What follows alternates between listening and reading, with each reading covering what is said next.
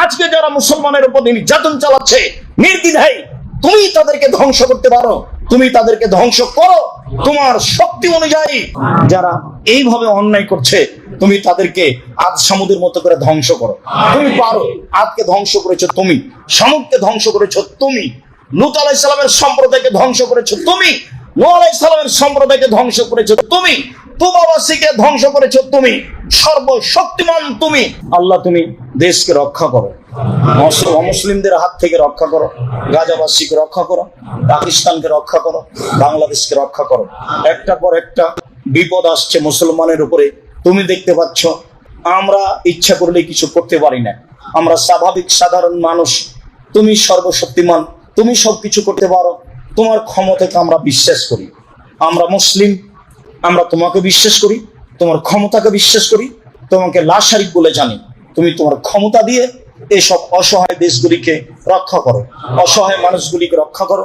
তুমি আমাদের এই দাবি, এই দাওয়া, এই দোয়া তুমি কবুল করো। একজন যুবকের কথা আল্লাহ কোরআন মাজিদে ব্যতিক্রম ভাবে আলোচনা করেছেন, যে গোটা জাতির উপরে ইসলামের বিপ্লব সৃষ্টি করেছিল, যার নাম ইব্রাহিম আলাইহিস সালাম।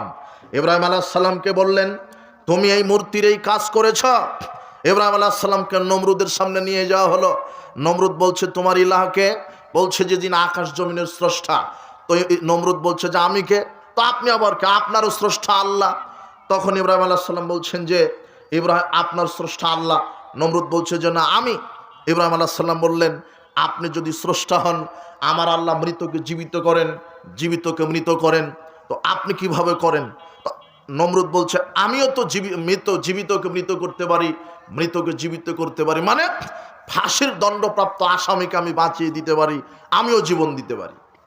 ইব্রাহিম আলাইহিস সালাম এবারে বললেন, আমার আল্লাহ সূর্যকে পশ্চিম দিক থেকে উঠাই, পূর্ব দিক থেকে উঠাই, পশ্চিম দিকে ডুবিয়ে দেই। তো আপনি যদি আল্লাহ হন, তাহলে আপনি দেখেন তো পশ্চিম দিক থেকে সূর্য উঠিয়ে আপনি পশ্চিম দিক থেকে সূর্য উঠিয়ে পূর্ব দিকে সূর্য ডুবিয়ে দেখান তো দেখি। তখন নমরুদ অবাক হতভম্ব হয়ে গেল।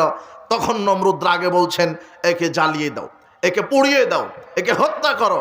ঠিক, হে যুবক, তুমি যখন সমাজে হক কথা বলবে, তুমি যখন সমাজে আল্লাহর বিধান, আল্লাহর দ্বীনের, মুহাম্মদ সাল্লাল্লাহু আলাইহি ওয়াসাল্লামের আদর্শের কথা সমাজে বলবে, রাষ্ট্রে বলবে, তখন রাষ্ট্রের এক শ্রেণীর ইবলিশের দালালেরা, ইবলিশের চালারা, আল্লাহদ্রোহী, ইসলাম বিরোধী, কাফের, মুশরিক, মুনাফিকরা তোমাকেও জেলখানার ফাঁসির ভয় দেখাবে।